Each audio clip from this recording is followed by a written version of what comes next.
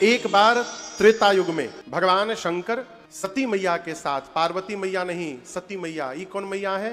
पार्वती मैया ही पिछले जन्म में सती मैया थी। मां सती के साथ भगवान शंकर कैलाश पर्वत से नीचे उतरे और दंडकारण्य में एक मुनि है श्री अगस्त्य जी, उनके आश्रम पर राम कथा सुनने के लिए चले गए। अब आप कहिएगा शंकर जी वहां कथा सुनने काहे गए? वचन के कारण। आपको बताऊं, ये जो अगस्त्य मुनि है ना, ये धरती पर जितने पर्वत हैं इन सभी पर्वतों के गुरु हैं। पर्वतों के गुरु कौन? अगस्त्य मुनि। और अगस्त्य मुनि पहले काशी में रहते थे। आपके बगल में एक पर्वतमाला है विंध्य, जहां पर मां बैठी हुई है, विंध्याचल वाली मैया है, विंध्यवासिनी मां विंध्य पर्वत पर बैठी हैं। ये पर्वतमाला बहुत बड़ी पर्वतमाला है। एक बार विंध्य पर्वत बढ़ने लगे और ऐसा बढ़ने लगे कि लगा कि सृष्टि को दो भाग में बांट देंगे। तो सभी देवता जाकर उनके गुरु अगस्त्य मुनि जो काशी में थे उनसे जाकर बोले कि अगस्त्य जी आप अपने शिष्य को मना करिए, इस प्रकार न बढ़े। अगस्त्य मुनि बोले मैं काशी छोड़ के कहीं नहीं जाऊंगा। देवताओं ने भगवान विश्वनाथ से कहा, भगवान विश्वनाथ ने अगस्त्य मुनि से निवेदन किया आप मना करिए शिष्य को जाकर। अगस्त्य मुनि बोले बाबा काशी का कौवा भी काशी नहीं छोड़ना चाहता और आप मुझे काशी छोड़ के जाने के लिए कह रहे हैं।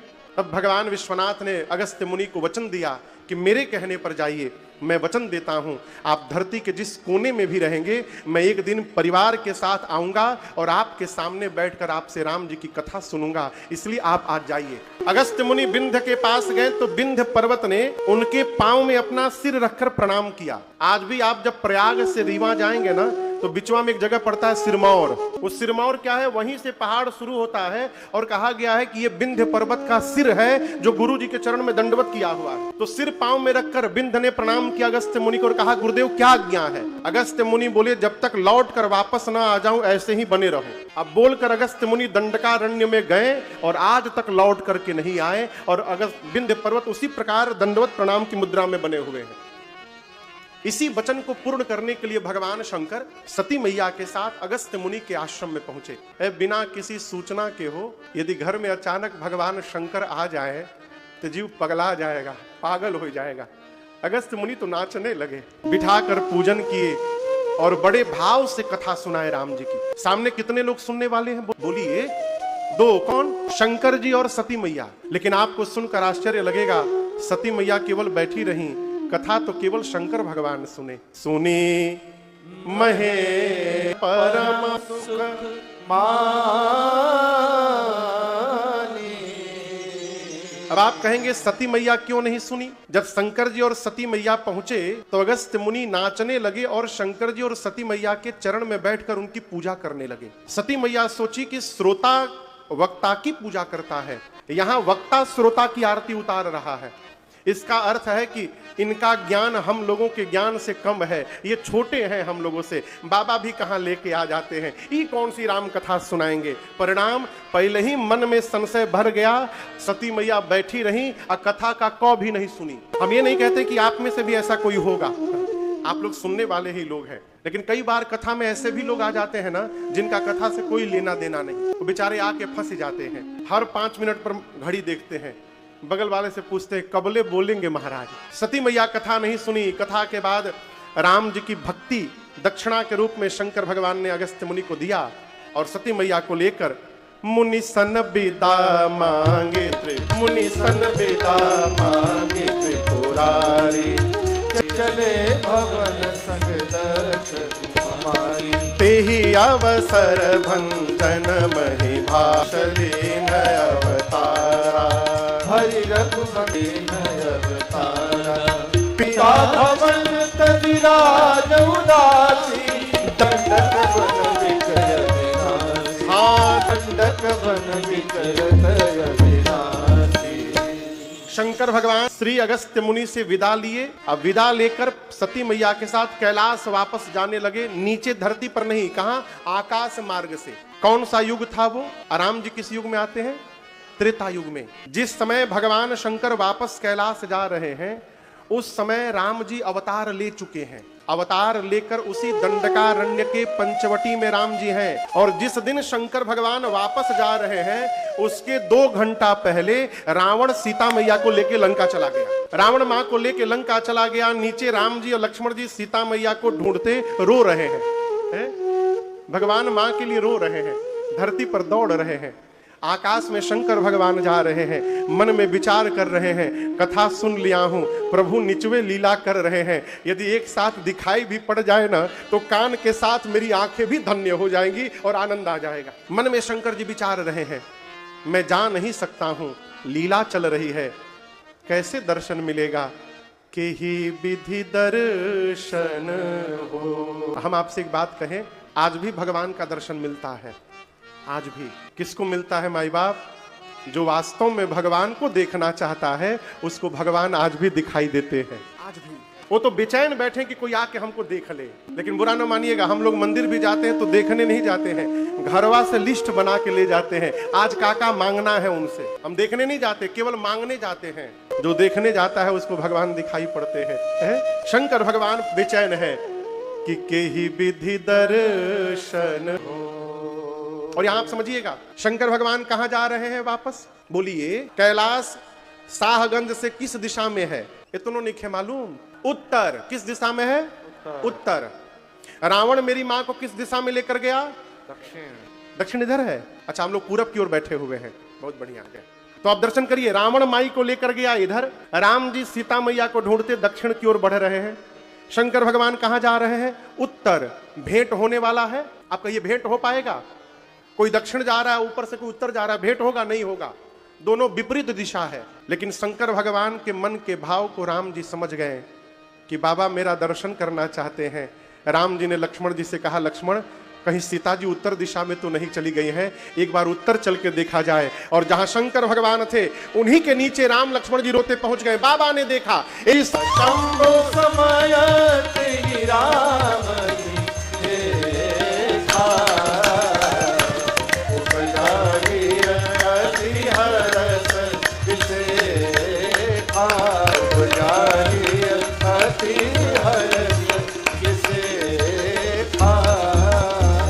जैसे भगवान शंकर ने राम जी को देखा, राम जी को देखते बाबा के मुख से निकला, बोलिए सच्चिदानंद भगवान की जय। जय सच्चिदानंद जग पावन, अस कही चलेऊ मनोज न सावन। सच्चिदानंद भगवान की जय हो, सच्चिदानंद भगवान की जय हो। 3 बार जय जयकार किए शंकर भगवान और सती मैया के साथ आगे बढ़ गए। अच्छा, आप बताओ, पति किसी को प्रणाम कर रहा है तो क्या पत्नी को करना चाहिए कि नहीं करना चाहिए ना?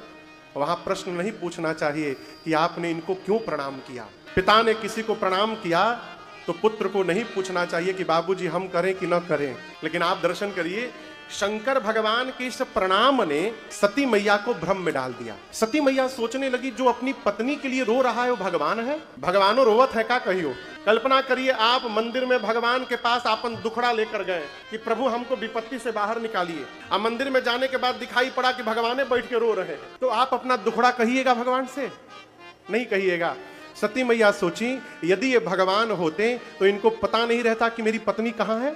भगवान तो सब जानते हैं, ये भगवान नहीं हो सकते, ये भगवान नहीं है। शंकर भगवान ने बहुत समझाया, जिनकी कथा अगस्त्य मुनि ने हम दोनों को सुनाई थी, जिनकी भक्ति मैंने अगस्त्य मुनि को दक्षिणा के रूप में दी थी, सोई मम ईश देव रघु से जा सदा मुनि धीरा। देवी, ये वही मेरे इष्ट परमात्मा प्रभु श्री राम है। मुनि लोग जिनका निरंतर ध्यान रखते हैं, वेद जिनको नेति कहते नहीं थकते, वही परम पिता परमेश्वर पर ब्रह्म अपने भक्तों का कल्याण करने के लिए मनुष्य का रूप धारण करके यहाँ लीला कर रहे हैं। देवी, ये राम जी भगवान हैं। अनेक प्रकार से शंकर भगवान समझा रहे हैं, लेकिन सती मैया समझ नहीं रही है। और याद रखिएगा, बहुत नहीं समझाना चाहिए किसी को भी ना, बहुत नहीं समझाना चाहिए। समझने वाला 2-3 बार में समझ जाता है, और जो बार कहने के बाद भी नहीं समझ रहा है फिर उसको समझाना बंद करिए। उसके जगह अपने को समझा लीजिए। क्या समझा ले महाराज? कि आज से इनको समझाना नहीं है, कहीं बिना भुगते समझने वाले नहीं है। शंकर भगवान अपने को समझा लिए, बोले इतना ही संशय है तो जाइए परीक्षा ले लीजिए। सती मैया राम जी की परीक्षा लेने गई और शंकर भगवान मन में सोचने लगे कि मेरे कहने के बाद भी संशय समाप्त नहीं हुआ, लगता है अब सती का कल्याण भला होने वाला नहीं है। क्या करेंगे? हो यही सोई जो राम रचिरा को करी तर्क बढ़ा। शंकर भगवान एक बरगद के नीचे बैठ गए और कहे जाइए परीक्षा लेकर के आइए। सती मैया गई, सोचने लगी कैसे परीक्षा लूं। पुनि हृदय विचार करी हरि सीता कर रूप, आगे हुई चली पंथ ही जही आवत नर भूप। सती मैया सोची कि ये अपनी पत्नी सीता को ढूंढ रहे हैं, क्यों न मैं सीता जी का रूप बना के सामने चली जाऊं। मुझे पता है ये भगवान नहीं है, मुझे देखते सीता कह के दौड़ के चले आएंगे। सीता जी का रूप बनाया सती जी ने। राम लक्ष्मण जी जहां चल रहे थे ठीक उनके आगे चलने लगी। कहां चलने लगी? आगे हुई चली पंथ ते ही। यहीं पर गलती हो गई सती मैया से। लक्ष्मण जी देखे, लक्ष्मण जी देखते मन में बोले no she is not my bhabhi, ये मेरी भाभी नहीं हो सकती। क्यों? लक्ष्मण जी मन में बोले मेरी भाभी का स्वभाव है, वो आज तक कभी भैया के आगे नहीं चली है, वो भैया के पीछे चलती है, ये तो आगे चल रही है। लक्ष्मण जी और ध्यान से देखे तो क्या दिखाई पड़ा? लक्ष्मण दीख उमा कृतवेशा। अरे ये तो उमा है, भाभी का रूप बना के घूम रही है, लगता है भैया की कोई लीला चल रही है। लक्ष्मण जी देखकर भी मौन हो गए, कुछ बोले नहीं। अब आप बताइए, ब्रह्म के साथ रहने वाला यदि पहचान गया तो क्या ब्रह्म से छिपेगा? राम जी ने देखा, राम जी ने देखकर कहा मैं दशरथ नंदन राम आपको प्रणाम करता हूं। इस पर भी सती जी को समझना चाहिए कि कोई भी पति अपनी पत्नी को ऐसे प्रणाम नहीं करेगा। सती जी और पास आई राम जी के, तब राम जी ने हाथ जोड़कर पूछा माँ बाबा कहाँ है? आप अकेले घूम रही हैं, आपको पता नहीं है ये वन कितना भयानक है। सीता को मैंने थोड़ी देर के लिए अकेले छोड़ा, कोई निशाचर हरण करके चला गया और आप भी अकेले घूम रही हैं, ये वन बहुत भयानक है। माँ बाबा कहाँ है? जैसे राम जी ने प्रश्न किया न हो, माँ सती का पूरा शरीर कांपने लगा। अपने अपराध का पता चल गया। मैंने अपनी अज्ञानता के कारण आज भगवान पर संशय प्रकट कर दिया, पति के वचनों पर विश्वास नहीं किया, जाकर क्या उत्तर दूंगी मैं आज? एक शब्द नहीं कहा सती मैया ने राम जी से, एक शब्द। तुरंत वहां से वापस लौटी, शंकर जी के पास गई। बाबा देख करके मुस्कुराए, आप पूछे लीन परीक्षा कवन विधि कहु सब बार। एकदम सीधा प्रश्न। शंकर भगवान ये नहीं पूछे कि आपने परीक्षा लिया कि नहीं लिया ना, क्या पूछा? प्रोसेस बताइए, किस विधि से आपने परीक्षा लिया वो विधि बताइए। क्यों? शंकर जी भी को नहीं पता है कि आखिर वो विधि कौन सी है जिससे अनंत को जाना जा सके। जिसके प्रारंभ का पता हो और जिसके अंत का पता हो उसको जाना जा सकता है। इस पांडाल को जाना जा सकता है क्योंकि इसकी लंबाई चौड़ाई का पता है, लेकिन भगवान राम के न प्रारंभ का पता है न उनके अंत का पता है। शंकर जी परेशान है, वो विधि कौन सी थी जिससे इन्होंने उनको जान लिया, परीक्षण किया। बाबा पूछे विधि बताइए, किस विधि से आपने परीक्षण किया? सती मैया बोली कछु ना परीक्षा लेना गोसा। कछु कोई परीक्षा नहीं लिया मैंने, लेना गोसाई कीन्हा प्रणाम तुम्हारी नाई। तब शंकर देखे उधर ध्याना, सती जो कीन्हा चरित सब जाना, चरित सब जाना। सती जो कीन्हा चरित सब जाना। बाबा ने पूछा सत्य बताइए कैसे परीक्षण किया आपने? सती मैया बोली प्रभु मैंने कोई परीक्षा नहीं ली, कछु न परीक्षा लीन है गोसाई। शंकर जी बोले फिर क्या किया? मैया बोली जो आपने किया, कीन्हा प्रणाम तुम्हारे ही नाई। जैसे आपने दूर से उनको प्रणाम किया था ना ऊपर से, मैं भी पास नहीं गई और दूर से चुपचाप प्रणाम करके चली आई। शंकर भगवान मन में बोले इम्पॉसिबल, हो नहीं सकता। इतना समझाया, समझ में बात नहीं आई, रास्ते में अपने आप समझ के चली आई। अच्छा आप बताओ, सती मैया सत्य बोल रही है कि असत्य? असत्य बोल रही है। बाबा ने ध्यान में जाकर सब देख लिया, लेकिन आपको बताऊं इसके बाद भी शंकर जी सती मैया का दोष नहीं मान रहे। शंकर जी कहते हैं सती ने सत्य नहीं कहा है, ये राम जी की माया ने सती से झूठ कहलवा दिया है। मेरी सती मेरे से झूठ नहीं बोलती है, ये राम जी की माया का प्रभाव है। ये प्रसंग कह रहा है कि जिसके साथ जीवन भर रहना है उसके भीतर दोष नहीं देखना चाहिए, आपका संबंध हमेशा बना रहेगा। बाबा कहते मेरी सती का कोई अपराध नहीं, प्रेरी सती ही जही झूठ कहावा। कौन? बहुरी राम माँ यही सिरुनावा। ये राम जी की माया का काम है। लेकिन समस्या क्या है? अब सती जब जब दिखाई पड़ेंगी तो याद आएगा कि इन्होंने मेरी माँ का रूप बनाया था, और जिसको देखने के बाद माँ याद आएगी उसके साथ मैं गृहस्थ धर्म का पालन कैसे कर पाऊंगा। ऐसा मन में भाव आया। उसी समय शंकर जी ने नेत्र बंद किया, मन में संकल्प कर लिया। क्या? एहि तन सत्य ही भेंट मोहि नाहि, शिव संकल्प के न मन माहि।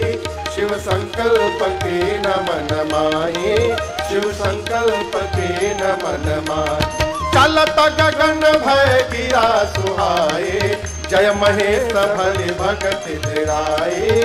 जय महेश बलि भगत दृढ़ाए, जय महेश बलि भगत। बाबा ने मन में संकल्प कर लिया, क्या आज के बाद सती जब तक इस शरीर में है मेरा और सती का भेंट होने वाला नहीं है। बाबा ने त्याग कर दिया हमेशा के लिए। आकाशवाणी भई, आकाशवाणी ने शंकर भगवान की जय जयकार की। सती मैया ने बार पूछा, प्रभु आपने कौन सा प्रण कर लिया? बाबा ने बताया नहीं कुछ भी। क्यों नहीं बताया जानते हैं? क्यों नहीं बताया? सती को सुनकर दुख होगा। और यहां दर्शन करिए, एक छोटे से अपराध के कारण सती मैया भगवान शंकर से दूर हो गई। यहां गोस्वामी जी को उदाहरण देते हैं दूध और पानी का। जल पय सरिस बिकाई, देखहु प्रीत की रीति भली। अच्छा आप लोग बताइए, जिसके घर में गौ मैया नहीं है वो दूध कहां से मंगाता है? यहाँ कोई ग्वाला भैया नहीं है का? हाँ होंगे ना, गांव में ग्वाले भैया रहते हैं, दूध गौ मैया का निकाल करके घर पहुंचाते हैं। भाई कोई हो तो बुरा न मानियो, पानी जरूर मिलावट है, हम पहले माफी मांग लिए। अब लेकिन यहां प्रश्न क्या है, क्या दूध में मिलने के बाद पानी रहता है? हाँ क्या बन जाता है? क्यों? ये सोचने का विषय है कि वो पानी दूध क्यों बन जाता है। पानी जब दूध में जाता है ना, तो दूध में जाने के पहले पानी अपने अस्तित्व को समाप्त कर देता है, अपना पहचान मिटाता है, अपना नाम मिटाता है। दूध कहता है पानी से, मित्र तुम मुझे इतना प्रेम करते हो कि मुझसे मिलने के लिए तुम अपना अस्तित्व, पहचान, सब कुछ मिटाने को तैयार हो। कोई बात नहीं, तुम मेरे पास आओ, तुमको मैं अपना पहचान दूंगा, अपना रंग दूंगा, स्वाद दूंगा, और यहां तक कि अपने मूल्य में ही तुमको भी बिकवा दूंगा। और वही होता है, पानी दूध में जाता है, फिर पनियो दूध बन जाता है, वही रंग, वही स्वाद, और यहां तक कि वही दाम में बिक भी जाता है। वही दूध लाकर माता जी लोग जब पतीली में रख करके चूल्हा पे चढ़ाती हैं गर्म करने के लिए, और दूध जब गर्म होने लगता है नीचे से, तो पानी कहता है दूध से, मित्र तुमने मुझे अपना रंग दिया, अपना स्वाद दिया, अपना मूल्य दिया, आज तुम्हारे ऊपर आंच आ गई है, लेकिन चिंता मत करो मित्र, जब तक मैं तुम्हारे साथ हूं मैं अपने आप को जलाता रहूंगा, लेकिन तुमको बचाकर मैं रखूंगा। दूध गर्म होता है तो पानी जलता है, दूध नहीं जलता। और जब दूध का मित्र जलने लगता है पानी, तो ये दूध बर्दाश्त नहीं कर पाता है, और दूध उस बर्तन से बाहर निकल के आग की ओर दौड़ता है उसको बुझाने के लिए कि तुम मेरे मित्र को जला रहे हो, मैं तुमको जल बुझा करके समाप्त कर दूंगा। कितना प्रेम है वो। लेकिन कल्पना करिए, उसी दूध में कोई खटाई का 2 बूंद डाल दे, क्या हो जाएगा? दूध फट जाएगा, पानी अलग हो गया, दूध अलग हो गया। और यदि अब पानी दूध अलग हो गए ना, उसके बाद दुनिया की कोई ताकत उनको एक नहीं कर सकती है। ये प्रसंग क्यों सुना रहा हूं? हम भी जब भगवान की शरण में जाते हैं ना, सर्वस्व त्याग करके, तो भगवान भी हमको अपना रंग देते हैं, भगवान भी हमको अपना रूप देते हैं, और यहां तक भगवान अपने भक्त की भी जगत में अपनी तरह ही पूजा करवाने लगते हैं। अपना सब कुछ भगवान अपने भक्त को दे देते हैं। यही सावधानी की आवश्यकता है। जगत माने कि हम पूज्य हैं, अपने को नहीं मानना है कि हम पूज्य हैं। चेला माने कि गुरुजी भगवान है, लेकिन गुरुजी ना माने कि हम भगवान हैं। जैसे पति परमेश्वर होता है, ये बात पत्नी को मानना चाहिए। पत्नी कितना मान रही हो तो भगवान जी जान रहे हैं, लेकिन पति मान के बैठा है कि हम परमेश्वर हैं। घर में असली बीमारी झगड़ा का यही है। ये बात पति को नहीं मानना है कि हम परमेश्वर है, पत्नी को मानना है। लेकिन मान कौन रहा है? पति। हाँ, चेला भले ना माने गुरुजी भगवान है, गुरुजी मान लिए कि हम भगवान है। इसी से बचना है। सामने वाला आपको क्या समझ रहा है ये समझने दीजिए, हमको अपने विषय में क्या समझना है इस पर अडिग बने रहिए। जहां भगवान के साथ हमने कपट किया, हम भी भगवान से वैसे ही दूर हो जाएंगे जैसे दूध के साथ पानी का व्यवहार हुआ। सावधान, जीवन में नहीं चाहिए दिल दुखाना किसे का, नहीं चाहिए दिल दुखाना गाइए। सदा ना रहा है, सदा न रहेगा, जमाना किसी का नहीं चाहिए, दुखाना किसी का नहीं चाहिए, दुखाना किसी का।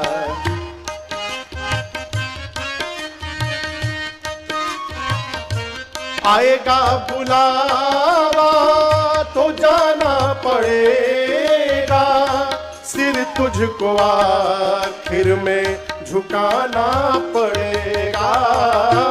आएगा बुलावा तो जाना पड़ेगा, सिर तुझको आखिर में झुकाना पड़ेगा। बहाना चलेगा, बहाना किसी का